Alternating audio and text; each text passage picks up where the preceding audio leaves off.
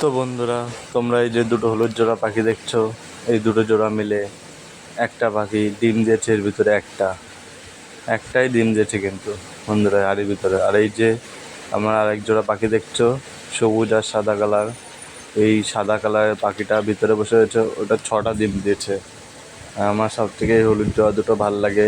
এই হলুদ জোড়াকে কী নাম দেওয়া যায় তোমরা কমেন্টে জানিও, আর এই জোড়া দুটোকে কী নাম দেবো তোমরা কমেন্টে জানিও। আর বন্ধুরা, ভিডিও ভালো লাগলে একটা লাইক আর চ্যানেলকে সাবস্ক্রাইব করে দিও।